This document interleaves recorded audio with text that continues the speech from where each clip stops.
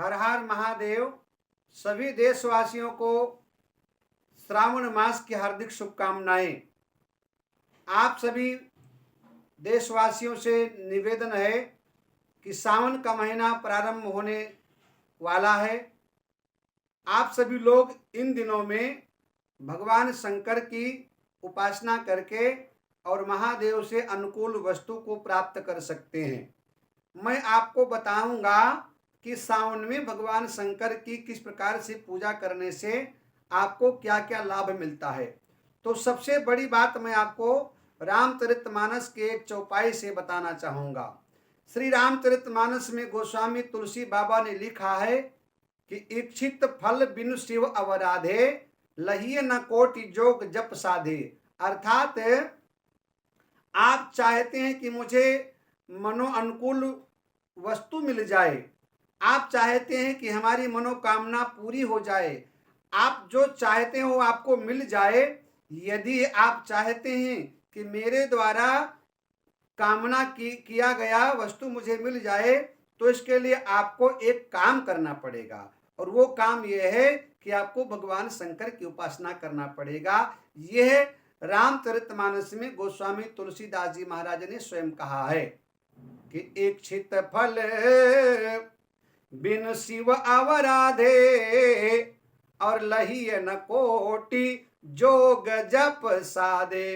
अर्थात आप कितना जप करो, तप करो, यज्ञ करो, अनुष्ठान करो, अध्ययन करो, स्वाध्याय करो, लेकिन जब तक आप भगवान शिव की उपासना नहीं करते हैं, महादेव के शरण में जब तक आप नहीं जाते हैं, तब तक आप इच्छा के अनुसार आपको वस्तु की प्राप्ति नहीं हो सकती है। और एक बात मैं आपको और बताऊंगा कि महादेव जो हैं वो सर्वमान्य देवता हैं।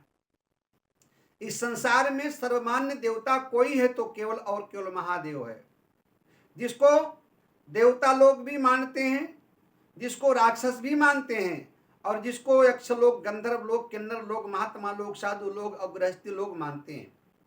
और एक ऐसा देव महादेव हमारा है जिसके ऊपर सब भरोसा करते हैं, देवता भी भरोसा करते हैं और राक्षस भी भरोसा करते हैं। और महादेव कैसे हमारे देवता हैं भैया, जिनके यहाँ भिक्षु को भी आश्रय मिलता है, सांप को भी आश्रय मिलता है, और दुनिया में जितने पशु पक्षी हैं, चाहे वो चूहा हो गणेश भगवान का वाहन, चाहे मयूर हो कार्तिकेय भगवान का वाहन, चाहे वो सिंह हो पार्वती मैया का वाहन, चाहे बैल हो भगवान शंकर का वाहन, चाहे भूत प्रेत हो, यक्ष हो, गंधर्व हो, किन्नर हो, भगवान शंकर के यहाँ सबको आश्रय मिलता है। और भगवान शिव कभी भी किसी को उन्होंने निराश नहीं किया। जो भी गया, जब रावण गया तो उसको दशानन बना करके लंका का राज्य दे करके भेज दिया।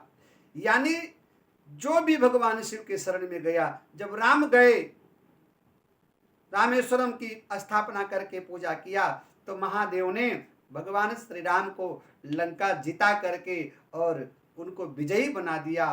तो संसार का कोई व्यक्ति क्यों ना हो, जब तक वो महादेव के शरण में नहीं जाएगा, तब तक उसको इच्छा के अनुसार वरदान, वस्तु और फल नहीं मिलेगा। तो सावन का महीना प्रारंभ होने जा रहा है। आपको करना क्या है, ध्यान से सुनिएगा। सबसे पहले सावन के महीने में आप ब्रह्म मुहूर्त में उठिए, प्रातःकाल उठिए, सूर्योदय से पहले उठिए, और सूर्योदय से पहले उठ करके आप स्नान ध्यान करके आपने जो अपने घर में भगवान की मंदिर बना रखी है, उस मंदिर में पहले विधिवत पूजा करो, उपासना करो, अर्चन करो, वंदन करो, नित्य नैमित्य कर्म आप करो। इसके बाद आप के आसपास में जो महादेव का शिवालय हो, मंदिर हो, वहां आप जाइए। अपने घर से भगवान शंकर को चढ़ाने के लिए जल लेकर जाइए। कोशिश कीजिए आप अपने घर से भगवान शंकर को चढ़ाने के लिए जल लेकर के जाइए, और उसी जल में थोड़ा सा दूध डाल करके लेकर के जाइए, और 4-5 दाने अक्षत यानी चावल लेकर के जाइए, और 2-4 फूल मिल जाए तो वो भी महादेव को अर्पण कीजिए। और ध्यान देना, बेलपत्र भगवान शंकर को अत्यंत प्रिय है। महादेव को बेलपत्र चढ़ाएं और मिल जाए तो एक आध फल चढ़ा करके इस प्रकार से भगवान महादेव को जल चढ़ा करके सावन में भगवान शिव को आप प्रसन्न कर सकते हैं। और एक बात ध्यान रखिएगा, यदि आपको और कोई वस्तु उपलब्ध नहीं है, फल नहीं मिल रहा है, अक्षत नहीं है, फूल नहीं है, तो केवल और केवल एक लोटा जल महादेव को चढ़ा करके आप उनको प्रसन्न कर सकते हैं।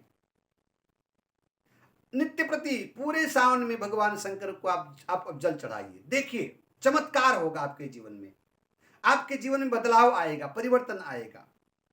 नित्य प्रति बिना किसी व्यवधान के, चाहे आंधी आए, तूफान आए, बारिश आए, कुछ भी हो, थके हो, मांदे हो, हारे हो, एक संकल्प लीजिए, 1 मास तक महादेव को आप जलाभिषेक कीजिए, गंगा जल मिला करके भगवान शंकर को आप चढ़ाइए, उसमें ज्यादा नहीं, 4 दाना अक्षत, ये पर्याप्त है आपके लिए। और देखिए महादेव आपके ऊपर प्रसन्न होकर के आपको ऐश्वर्य, प्रतिष्ठा, स्वास्थ्य, विद्या, बुद्धि, तेज सब महादेव की कृपा से आपको निश्चित रूप से प्राप्त होगी। क्योंकि भगवान शिव जब देते हैं तो वो छप्पड़ फाड़ करके देते हैं। और दूसरी बात, भगवान शिव के पंचाक्षर मंत्र का आप जप कीजिए, नमः शिवाय। इस मंत्र का भगवान शंकर के आप हो सके तो रुद्राक्ष के माला पर या वैसे ही आप सुबह शाम अपने घर के मंदिर में या शिवालय में बैठ करके आप नमः शिवाय मंत्र का जप करो, भगवान शिव अति शीघ्र प्रसन्न हो जाते हैं। और एक बात और बताऊं, हो सके तो इन दिनों में आप किसी प्रकार झूठ का प्रयोग ना करें, आप बिल्कुल झूठ को त्याग दीजिए यदि संभव हो तो। और बाकी तो व्यसनों से आप मुक्त हो जाइए, किसी प्रकार नशा पत्ती आप मत कीजिए। भगवान शिव की उपासना करने वालों को किसी प्रकार की नशा और किसी प्रकार नशा की कोई गुंजाइश नहीं। कुछ लोग कहते हैं हम भांग पी लेंगे, नहीं नहीं नहीं, कुछ नहीं। भगवान शिव की उपासना करने वाले व्यक्ति को एक प्रकार से बिल्कुल सभी प्रकार व्यसनों से, दुर्गुणों से, नशा से मुक्त रहना है। और इस प्रकार आप भगवान शंकर की उपासना करके आप देखिए महादेव की कृपा आपके ऊपर चमत्कारी होगी। तामसी वस्तु का बिल्कुल प्रयोग कदापि ना करें, वैसे तामसी वस्तु का प्रयोग कभी नहीं करना चाहिए, लेकिन इस सावन में बिल्कुल आप तामसी वस्तु का बिल्कुल प्रयोग ना करें।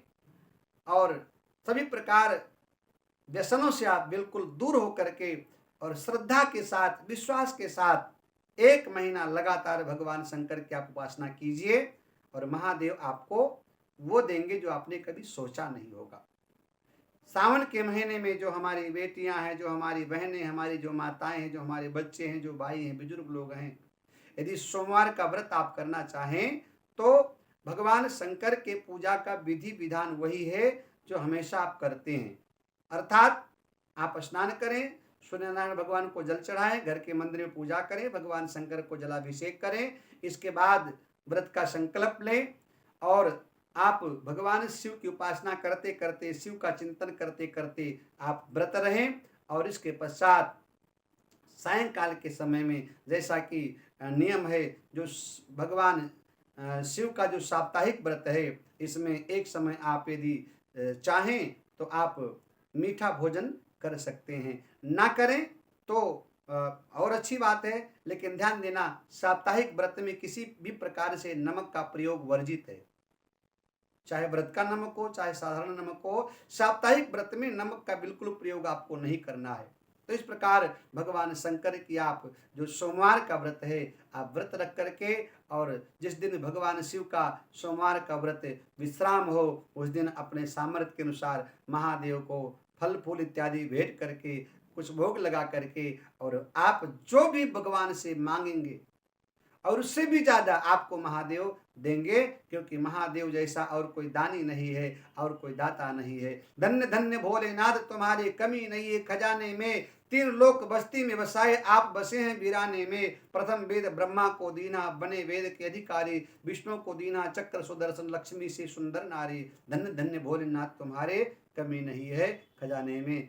अंत में मैं आपको भगवान शिव का एक मंत्र सुनाऊंगा, आप सभी लोग जरूर उसको जपिएगा कि कर्पूर गौरम करुणावतारम संसार सारम भुजगेन्द्रहारम सदा वसंतम हृदयारविंदे भवम भवानी सहितम नमामि। हमारा ये वीडियो कैसा लगा जरूर कमेंट में लिखिए और हर हर महादेव लिखना ना बोले। जय श्री सीताराम, शंकर भगवान की जय हो। हर हर महादेव।